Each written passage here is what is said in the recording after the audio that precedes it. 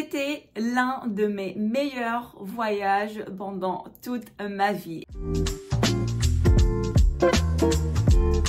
Bonjour à tous, enfin une vidéo voyage. Donc comme vous l'avez vu dans l'intro, on va parler de la côte Amalfitaine qui était l'un de mes plus beaux voyages, je pense vraiment. Jusqu'à aujourd'hui, j'en rêve de ce voyage et c'était merveilleux, c'était magnifique. Les paysages étaient extraordinaires, l'organisation était super facile, super fluide. Pas du coup de prise de tête et l'Italie c'était en fait depuis longtemps mon rêve. J'ai pas encore visité d'autres villes en Italie, c'était le premier voyage en Italie, la côte Amalfitaine, mais je rêve un jour d'aller faire Rome, Venise, Florence. Vraiment c'est des villes qui me donnent la chair de poule alors que je connais pas du tout, j'ai jamais visité, mais je sens que j'ai un lien de cœur avec l'Italie.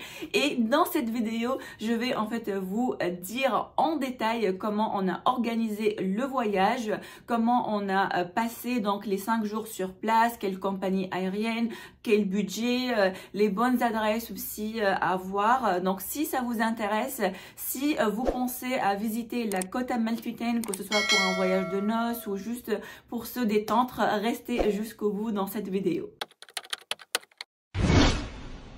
Alors nous sommes partis à la côte Amalfitaine au mois de juin de l'année 2022, donc c'était vers mi-juin pour 5 jours exactement. Donc on a fait du lundi jusqu'au vendredi et on a pris un vol en fait de la compagnie Tunisair depuis l'aéroport de Tunis-Carthage vers Naples. Donc c'était un vol de 2 heures, c'était Tunisair Express, donc des petits avions sans repas, vraiment le plus basique des vols que vous pouvez trouver, mais ça allait super bien, on n'a pas eu de problème à l'aller. Par contre au retour ils nous ont changé l'heure de notre vol en fait et on n'était pas avertis, donc on l'a appris vraiment par hasard en allant sur l'application en fait pour être sûr à quelle heure il faut arriver à l'aéroport et tout, et on s'est rendu compte qu'ils ont avancé avancé notre vol de 21h à 14h. Donc si on n'a pas remarqué ça, si on n'a pas checké, on aurait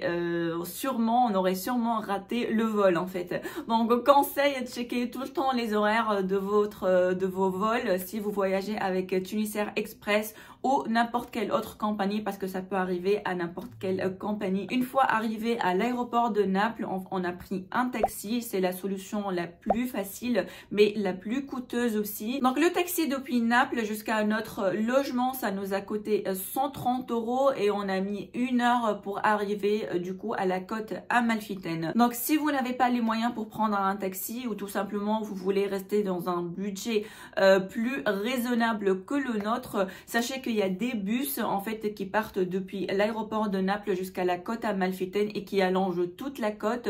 Donc peu importe où vous habitez, il y a un bus qui peut vous déposer. Pour le taxi, moi j'aurais préféré réserver, donc la veille je suis allée sur Booking pour essayer de réserver un taxi, mais il m'a dit que plus aucun taxi est disponible, donc c'était vraiment la panique totale. On se dit bon, on va arriver à l'aéroport, on va rester coincé à l'aéroport, et en fait non, il y a des taxis vraiment disponibles à l'aéroport sans réservation. Donc si même si vous n'avez pas eu l'occasion de réserver ou vous n'avez pas pensé à réserver, il y aura toujours des taxis. Dès que vous sortez de l'aéroport de Naples, vous allez trouver une queue de taxi qui va vous proposer leur service.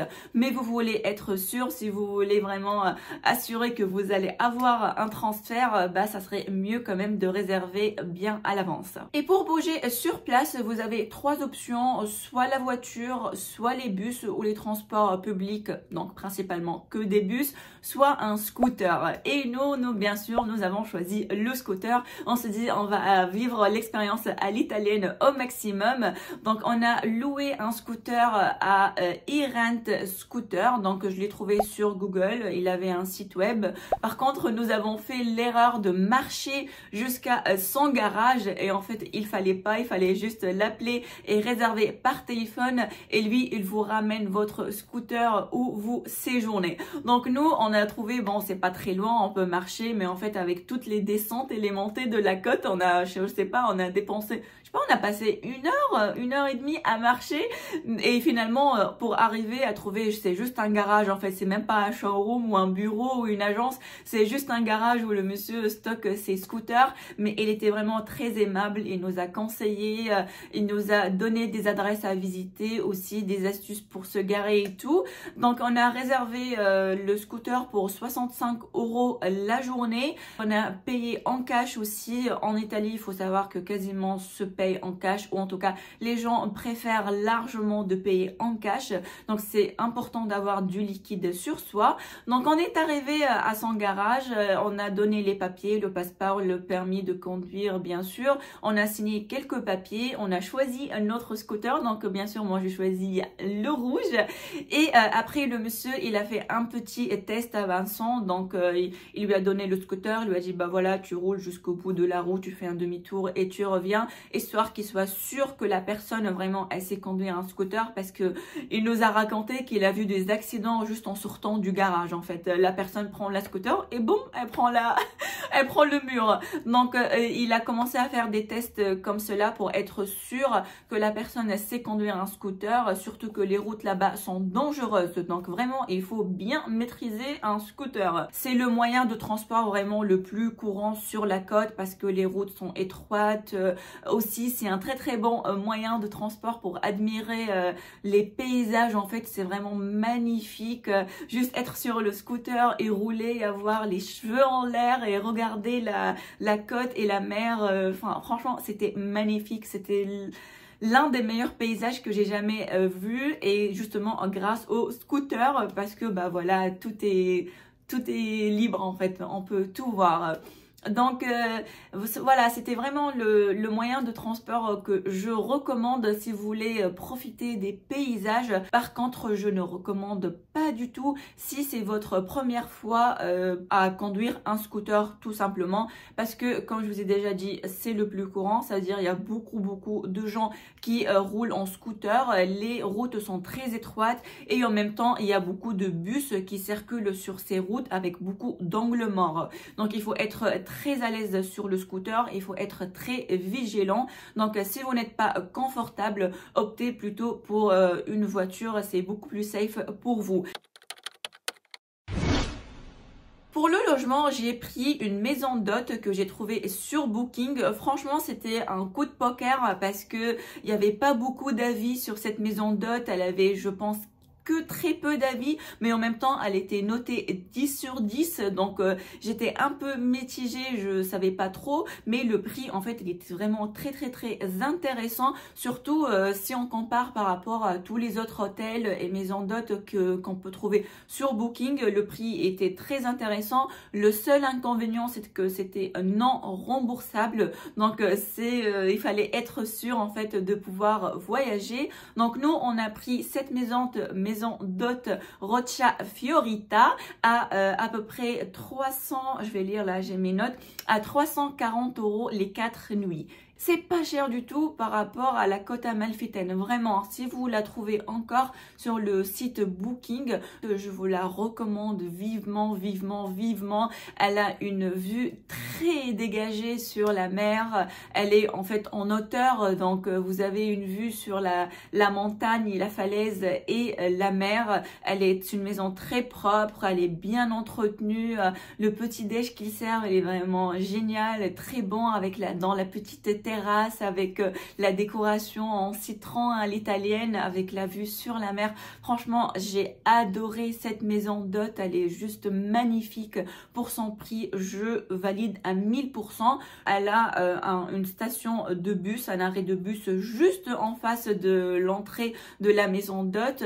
Elle a un parking pour se garer si vous avez un scooter ou une voiture. La chambre, elle était magnifique avec un petit balcon qui donne sur la mer avec avec une fenêtre. En fait, quand vous allongez sur le lit, il y a une fenêtre sur la côté où vous allez voir les bateaux et la mer. C'est comme si en fait vous êtes en train de voler. C'était vraiment magnifique. La villa, elle était magnifique. C'était la cerise sur le gâteau. Moi, j'ai adoré et je vous recommande cette villa si vous voulez un hébergement ou un logement petit prix, mais aussi avec une vue incroyable sur la côte amalfitaine. Deux petits points négatifs quand même par rapport à cette villa, c'est l'emplacement. Elle est un peu loin quand même de toutes les autres villes à visiter, mais honnêtement, ça se fait bien. Nous avons roulé maximum 1 heure jusqu'à Positano, mais sinon c'est 30 minutes pour toutes les autres villes. Le deuxième point, c'est que le personnel ne parle que italien, donc c'était un peu compliqué de communiquer au début, mais en fait on était tout simplement immergé dans l'expérience italienne.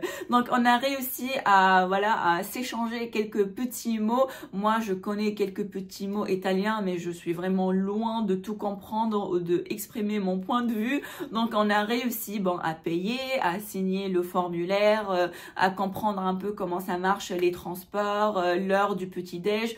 On a quand même réussi à comprendre, je sais pas pourquoi, mais on s'est arrivé. Donc peut-être préparer quelques petits mots en italien parce que vraiment le personnel ne parle pas anglais, mais ils sont super gentils. Et petit conseil, prévoyez du cash parce que à cette maison d'hôte, ils acceptent que du cash. Donc voilà, le logement, c'était magnifique. Maintenant le programme, comment nous avons passé en fait les 5 jours, c'est vraiment quelque chose de light. Nous avons profité du calme, de la beauté de la côte, juste de souffler en fait, surtout après le stress du mariage, de courir dans tous les sens. On avait besoin de ça. Donc vous allez voir, le programme il est pas du tout chargé, mais quand même on a pu profiter des vibes de cette côte amalfitaine. Donc le premier jour, on est arrivé à Naples, on a pris le taxi, on est arrivé à notre logement, on est arrivé en fin d'après-midi, donc on s'est reposé dans la chambre, on a profité de la vue, on a profité de la villa et après on est allé manger dans un restaurant qui est juste à côté de la villa. En fait, c'était vraiment, on a marché, je sais pas, à 5 minutes peut-être.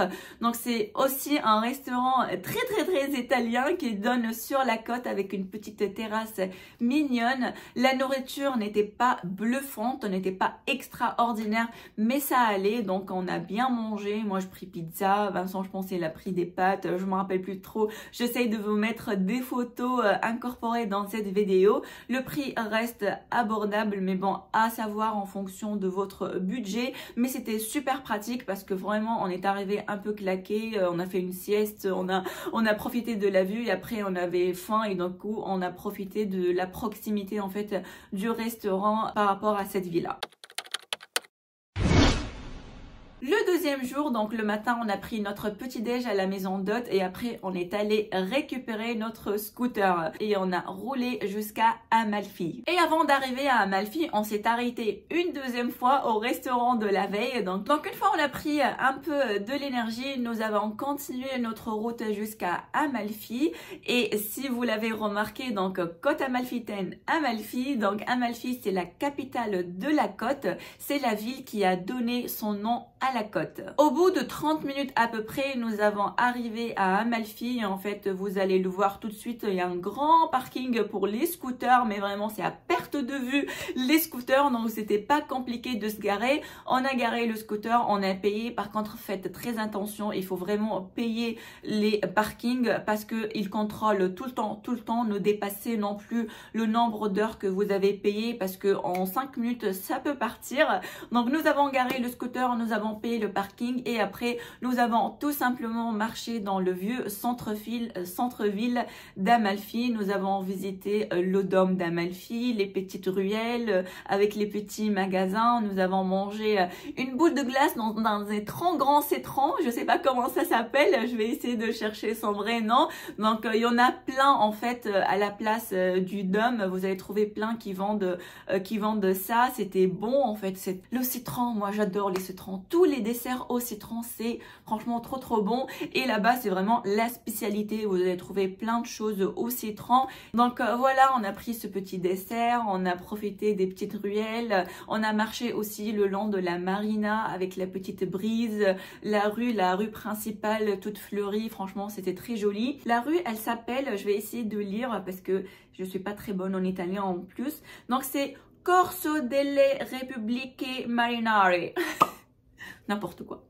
Donc voilà, c'était vraiment très mignon. Aussi, nous nous sommes arrêtés au chocolatier Nino and Friends et du coup, on a pris un peu de leur chocolat et franchement, c'était très bon. Si vous passez par Amalfi, n'hésitez pas à goûter leur chocolat. C'est des petits billes croquantes et à l'intérieur, c'est fondant et vous avez plusieurs goûts. Moi, mes préférés, c'était celle au citron. Donc voilà, on a passé l'après-midi à Amalfi et après on a repris notre scooter et on a roulé jusqu'à Ravello. Donc Ravello, c'était très charmant. Je pense que c'était mon endroit préféré en fait parce que c'est très peace. C'est vraiment la paix totale. C'est touristique mais beaucoup moins rempli qu'Amalfi. Donc après peut-être c'est l'horaire qui fait que c'était déjà vide, mais franchement c'était magnifique avec donc il n'y a pas vue mer à Ravello, c'était plus une vue montagne, mais c'était aussi joli que la vue mer. Moi j'ai adoré. Donc on s'est arrêté à Villa Ruffolo. Si vous passez par la côte amalfitaine, vous devez absolument voir cette merveille. Franchement c'est une très charmante villa avec un jardin fleuri qui donne sur la mer. C'était magnifique cette villa, elle est très romantique, elle est très fleurie, elle est très bleue, la vue dégagée. C'était vraiment très joli. Malheureusement, nous sommes arrivés vraiment vers la fin. La villa, elle fermait vers 19 h de mémoire. Donc, on était plutôt vers le coucher de soleil. Mais en fait, on a fait le tour vite fait. En 1 heure, 1 heure et demie, on a fait le tour. Mais il faut absolument s'arrêter à cette villa aussi. Il faut aller quand il fait jour parce que quand il fait nuit, vraiment, vous n'allez pas voir grand chose. Allez quand il fait jour et elle est magnifique cette villa. En plus, ça coûte pas très cher. L'entrée, je pense, c'est 7 € par personne. Donc, ça vaut absolument le détour. Et après, nous sommes allés à Ravello, donc le centre-ville de Ravello. Nous sommes promenés tout simplement dans les petites ruelles de cette ville très charmante, magnifique. Et nous avons pris un dîner light, donc un dîner un peu à l'italienne sur une place, mais vraiment paradisiaque. Elle était très jolie. J'ai adoré cette ville, la vue qu'elle dégage. Franchement, c'était magnifique. Après le dîner, nous avons repris notre scooter et nous sommes rentrés chez nous. Troisième jour maintenant, donc d'autres destinations. Comme d'habitude, on a pris notre petit déj à la villa et après nous avons roulé jusqu'à Fiordo di Furore. Franchement, c'est la meilleure attraction que vous pouvez trouver à la ville Furore et comme nous, la maison d'hôte, elle est à Furore, et du coup, c'était vraiment pas très loin. Donc, nous avons dit, il faut absolument s'arrêter à Fiordo di Furore et en plus, c'était sur le chemin vers Positano, donc c'était super. Donc, Fiordo di Furore, en fait, c'est une étroite ouverture dans la montagne, ce qui fait que ça crée une plage cachée. Donc, franchement, c'était très joli. En plus, c'est derrière la plage, donc c'est un vieux village de pêcheurs abandonné maintenant depuis des siècles. Mais vous voyez toujours les maisons en fait abandonnées. Franchement, c'était magnifique, c'était très joli. La mer, elle était très transparente. Par contre, c'est une plage à galets, donc prévoyez des chaussures de plage. Et aussi, il n'y a pas de service à cette plage, donc il n'y a pas de toilettes, il n'y a pas de restaurant. Cependant, vous pouvez trouver des locations de transat, mais sinon, prévoyez votre nourriture si vous comptez y rester pour plusieurs heures. Aussi, pour bien profiter, il faut y aller tôt le matin parce que c'est une petite plage et ça se remplit très vite. Et franchement, le paysage à Fiordo di Furore est juste magnifique. Moi, j'ai adoré, j'aurais aimé y rester plus longtemps, mais nous, on avait d'autres programmes, donc il fallait partir à Positano et là, on a roulé à peu près 30 minutes vers Positano. Et en fait, Positano, c'est la ville la plus touristique de la côte amalfitaine, la plus luxueuse. C'est là où vous allez trouver vraiment des hôtels hors de prix, mais aussi c'est la ville où il y a le plus de monde, le plus de touristes. J'ai trouvé que la ville est charmante, mais c'est la ville que j'ai le moins aimée parce que justement il y avait beaucoup de foule. Donc la plage aussi, elle était très chère. Les transats étaient à 60 € la journée, et même si vous venez que pour 2 heures, il faut quand même payer 60 €. Et la plage publique, en fait, la plage non payante, elle est tellement petite que hors de question de trouver une place. En fait, si vous voulez aller à la plage, il faut absolument payer les transats, malheureusement. Donc nous sommes arrivés vers l'heure de déjeuner. Nous avons mangé dans un restaurant le long de la côte. Le restaurant était très bon, franchement on a bien aimé. Je vais essayer de vous trouver le nom du restaurant, et après tout simplement on a chillé à la plage. On a pris des photos avec toutes ces maisons bien colorées qui décorent la montagne. C'était très joli comme ville, mais en tout cas c'est la moins préférée pour moi. Mais ça vaut absolument le détour. Il faut absolument visiter Positano si vous passez par Amalfi Coast.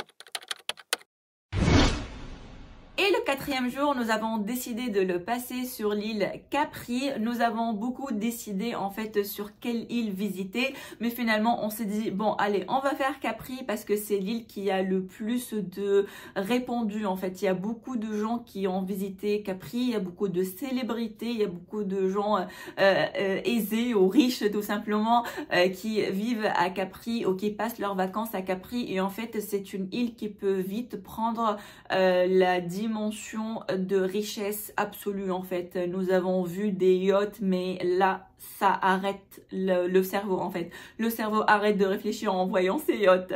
Donc par contre, nous sommes restés toujours dans un budget raisonnable. Nous n'avons pas passé la nuit sur l'île, on a juste passé la journée. Donc nous avons roulé jusqu'à Amalfi, et depuis Amalfi nous avons pris le ferry vers Capri. Et dès que nous avons arrivé au port de Capri, nous avons tout de suite pris un bateau pour faire le tour de l'île. Donc vous n'avez vraiment pas besoin de réserver, c'est vraiment sur place.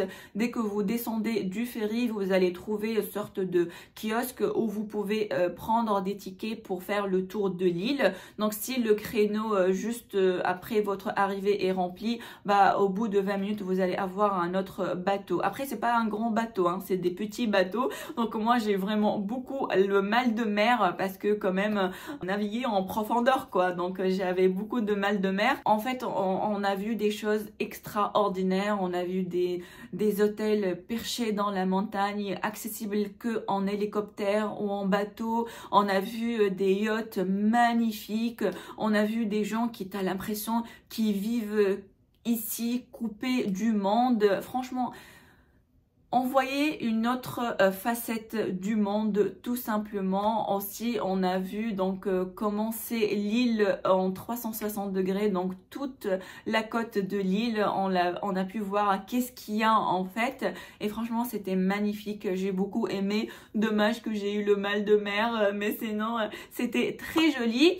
En plus, c'est là où vous pouvez aller voir la grotte bleue. Moi, je suis pas allée parce que comme je vous ai dit, j'étais un peu malade. Donc, le tour de l'île, ça a coûté 20 €. Et après, quand vous arrivez en face de la grotte, il faut changer de bateau. Enfin, pas changer de bateau. Il faut quitter votre bateau pour aller sur un beaucoup plus petit bateau pour entrer dans la grotte bleue. Et ça, c'est 14 € en plus. Après, je sais pas si ça vaut le coup de la faire, la grotte bleue. Je pense que oui, surtout si vous êtes arrivé devant. Je pense qu'il faut la faire. Moi, malheureusement, j'ai pas eu l'occasion parce que j'étais vraiment malade. Et surtout, j'avais très peur en fait de l'enfermement parce que c'est une petite grotte quand même. C'est assez étroit, ça peut être assez noir. Donc, j'avais peur. Du coup, comme j'étais pas très bien, j'ai laissé tomber. Mais sinon, j'ai vu beaucoup de choses. En fait, beaucoup de choses. J'ai vu beaucoup de monde qui faisait la queue pour faire la grotte bleue, et c'est quand même quelque chose qui est connu à l'échelle internationale. C'est une attraction internationale, donc je pense il faut la faire un jour. Voilà, une fois qu'on a fini le tour de l'île, on est revenu au port et on a mangé dans un restaurant au port en fait qui était bien. C'était un peu à la parisienne, donc les petites tables rondes avec les petites chaises chaise sur la terrasse, on était tous collés l'un à l'autre et les assiettes ne rentrent pas sur la chaise, sur la table, mais c'était chouette parce que voilà, c'était à l'européenne, nous on venait des États-Unis, bah ça nous a un peu manqué. Les prix c'était un peu cher bien sûr, hein, vous doutez bien de ça, mais c'était bon en tout cas ce qu'on a mangé, on a mangé du poisson, donc c'était bon. Et après manger, après le dessert, après le café, on s'est dit bon allez, on va quand même découvrir Capri. Donc vous avez deux possibilités, soit vous prenez le téléphérique qui vous ramène jusqu'au haut de Capri, ou sinon il y a un passage piéton, en fait il y a un chemin piéton que vous pouvez prendre aussi. Donc nous on a fait le choix de prendre le téléphérique pour monter et le chemin piéton pour descendre, donc on était feignants oui, mais bon ça valait le coup de faire le téléphérique, ça coûtait que 2 € par personne. En plus bon, c'est une bonne expérience, on voit Capri de hauteur en fait, on a marché le long des rues, le long de la côte, franchement c'était joli, ça valait le détour. Et surtout en descendant en fait, en prenant le chemin piéton, il y a des paysages magnifiques, c'est une petite randonnée mais c'est vraiment très très joli. Je trouve que c'était quand même chouette Capri. Après nous ne sommes pas restés longtemps et nous avons pas non plus eu des prestations de luxe, donc on n'a pas eu un hôtel de luxe avec vue extraordinaire, on n'a pas pris les fameux taxis de Capri qui sont très mignons, donc vraiment c'était juste en mode un peu randonnée si on peut le dire, pour voir les vibes de l'île en fait tout simplement. Après nous avons pris notre ferry de retour à Amalfi et on a roulé jusqu'à notre maison d'hôte. Et maintenant le dernier jour, donc c'était le jour de retour en Tunisie. C'était triste parce que j'ai vraiment aimé la côte, c'était magnifique, c'était extraordinaire. Je pense que je reviendrai un jour si j'ai les moyens, vraiment, c'était vraiment très très joli. Donc nous, le dernier jour, on avait le vol, en fait notre vol, c'était prévu pour 21 h. Donc j'ai prévu de visiter le site archéologique Pompéi, mais finalement le vol a été avancé jusqu'à 14 h. Donc nous avons quand même visité le site archéologique, mais malheureusement c'était très très très speed. Donc nous sommes arrivés au site, je pense à l'ouverture c'était 9 h du matin, donc on avait à peu près 2 heures, 2 heures et demie maximum pour visiter le site, mais c'était vraiment très très très short. Donc si vous voulez quand même voir qu'est-ce que c'est le site, allez-y, mais sinon si vous voulez vraiment vous plonger complètement dans le site, prévoyez une journée entière en fait, parce que c'est énorme, c'est tellement grand que c'est impossible de tout voir en très peu de temps en fait. Mais nous on a choisi de faire ça sur notre dernière journée parce que c'est déjà de 1, c'est sur la route en fait vers l'aéroport, et de 2, bah, on n'est pas là pour très longtemps en fait, donc il fallait vraiment optimiser le maximum. Donc le matin, le 5e jour, nous avons réservé un taxi depuis Amalfi, donc depuis Folol, et depuis notre logement jusqu'au site Pompéi. Le taxi nous a coûté 170 € je pense de mémoire, c'était vraiment très très cher. Et en fait même si c'est le même trajet, ça coûte plus cher de prendre un taxi depuis la côte vers Naples que depuis Naples vers la côte, parce que les prix varient en fonction du lieu en fait. Comme la côte c'est un endroit touristique et cher, bah si tu prends un taxi depuis la côte vers Naples, ça coûte beaucoup plus cher. Donc si vous avez le temps, peut-être privilégier le bus, mais comme nous on était pressés et il fallait visiter et Pompéi et il fallait aussi prendre l'avion, on a pris le taxi. Donc pour les tickets, on les a réservés en ligne sur le site web, mais vous pouvez aussi les acheter sur place, et de mémoire ça coûtait moins cher de les acheter sur place que sur le site web. Je sais pas pourquoi, mais la différence n'était pas énorme, était que 2, 3, 4 €. Vous pouvez aussi réserver des visites guidées, mais nous on l'a pas fait, on a plutôt pris des guides audio. Donc c'est un téléphone avec des enregistrements de l'histoire en fait du site, et avec un casque. Ça existe dans plusieurs langues, donc nous on a pris en français et ça a coûté 8 € par personne. Aussi, l'avantage, c'est qu'ils ont le service de garder vos valises, donc c'est 4 € par valise et ça c'est génial parce que on peut pas visiter le site en ayant les valises avec nous et comme il y a beaucoup de gens qui s'arrêtent sur le chemin de l'aéroport, c'est très pratique en fait de se faire garder les valises, profiter du site et après récupérer vos valises et reprendre un taxi vers l'aéroport et c'est ce que nous avons fait. Le site était vraiment magnifique, je pense que ça vaut sûrement le détour. Il faut absolument faire les ruines de Pompéi. C'était juste, c'est comme si on voyageait dans le temps tout simplement. C'était bien entretenu, c'était bien préservé. Les histoires étaient très intéressantes. Franchement, c'est trop beau. Si vous êtes intéressé par l'histoire ou si tout simplement vous êtes curieux, il faut absolument passer par le site archéologique de Pompéi. Et après, nous avons pris un taxi jusqu'à l'aéroport et nous avons volé vers Tunis, Carthage. Donc en tout, ces 5 jours, c'était vraiment des 5 jours de rêve. J'ai beaucoup aimé la côte amalfitaine. C'était très light en termes d'attraction. Vous pouvez visiter beaucoup plus que ça, mais je pense 5 jours, c'est très suffisant en fait pour voir les vibes de la côte, l'ambiance en fait, profiter des paysages, profiter du calme, profiter de la bonne bouffe italienne, profiter de tout simplement du soleil, du beau temps. Il faisait pas très chaud non plus. C'était bien pour se baigner, c'était bien pour faire de la randonnée. C'était vraiment génial, je pense, pour une destination, pour un voyage de noces depuis la Tunisie. C'est une très bonne destination parce que vous pouvez réduire le budget. Il faut juste se prendre à l'avance pour les billets d'avion et chercher des logements à petit prix. Et je vous recommande, comme j'ai déjà dit, comment ça s'appelle d'ailleurs, Roccia Fiorita, voilà, la maison d'hôte Roccia Fiorita. Je pense que ça existe toujours sur Booking. Peut-être ils ont monté un peu plus leur prix parce qu'il y a de plus en plus de la demande. Elle commence à se faire un nom, je pense. Mais voilà, c'était vraiment extraordinaire. C'était magnifique, je vous recommande. J'espère un jour, en tout cas, si ça vous intéresse, que vous pouvez visiter la côte amalfitaine. Voilà pour la première vidéo voyage dans ma chaîne YouTube. Sachez que franchement, la première raison en fait qui m'a poussée à faire ma chaîne YouTube, c'était tout simplement de partager les voyages avec vous. C'est ma passion numéro 1. J'adore voyager et surtout j'adore organiser les voyages. Contrairement à Vincent, moi j'adore en fait lire les blogs, regarder plein de vidéos YouTube, noter noir sur blanc les bons plans, les adresses, essayer d'optimiser au maximum le programme. J'adore faire ça pour chaque voyage, en fait c'était le cas.